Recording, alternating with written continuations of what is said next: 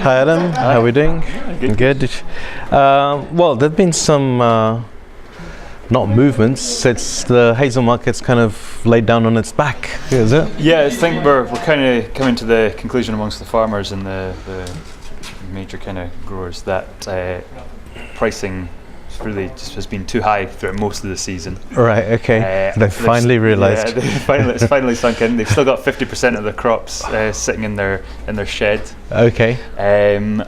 So they've realised that the winter hasn't been particularly bad so far, and it's looking like it could be another reasonably sized crop in Feb. Yeah. So well, the old adage is that like if the winter is or let's say this month now, let's say January and early Feb, if it's too warm, then you can get the flowers coming out, and then there's still enough possibility of a frost. Like we saw 2 years ago, where there was that kind of mild patch, and then there was an incredible amount of frost in very short space of time. That's the wipeout position.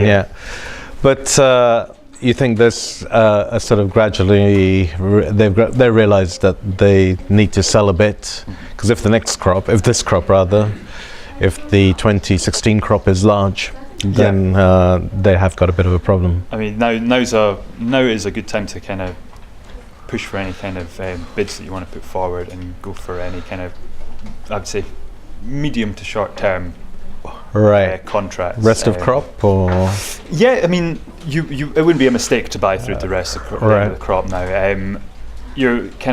It's a kind of a more risk-free approach, because you're kind of still gambling on the fact that there may be another frost coming, in which case pricing will immediately go back up again. So now's a good time to buy this week.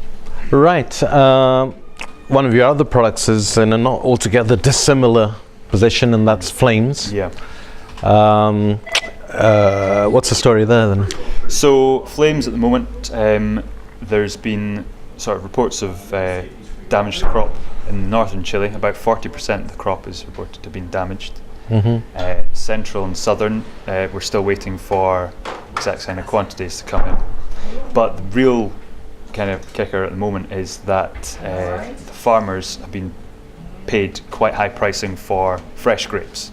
All right, of course, these are the Raisin business is the vulture of the dried fruit, of the fresh grape business in Chile, and if the grape market is hot, grape market works on cash.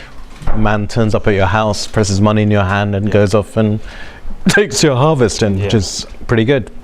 But so they were wanting to saturate that market before they start drying stuff. So several of the suppliers I've spoken to are holding off at the moment while the farmers' pricing is this high.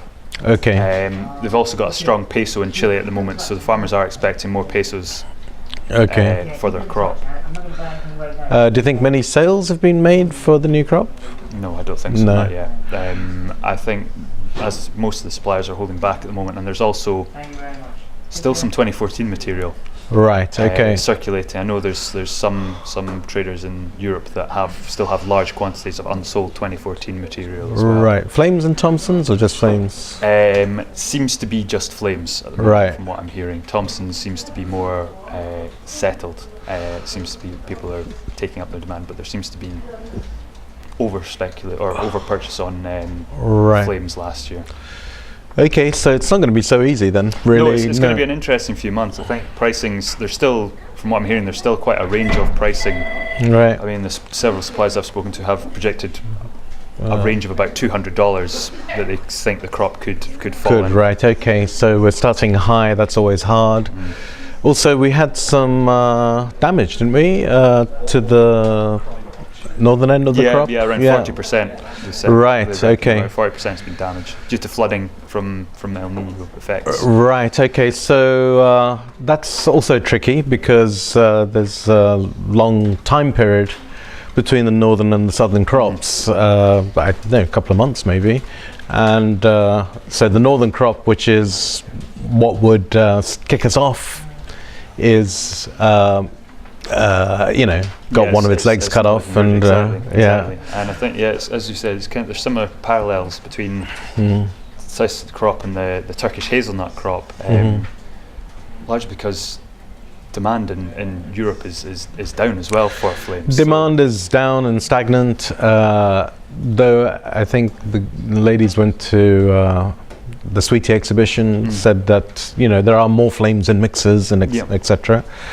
But difficult to get this market going. It's always difficult. You want to reward the early buyers so that they make money, Absolutely.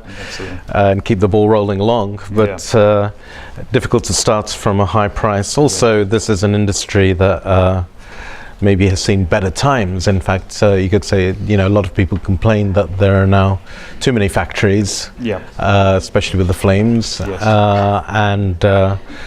So probably don't have so much fat left to speculate with, and especially this season as well, with there being so much 2014 material still available in Chile or available in Europe as well. It's going to be an interesting one. Okay, well, thanks, Adam. Thanks.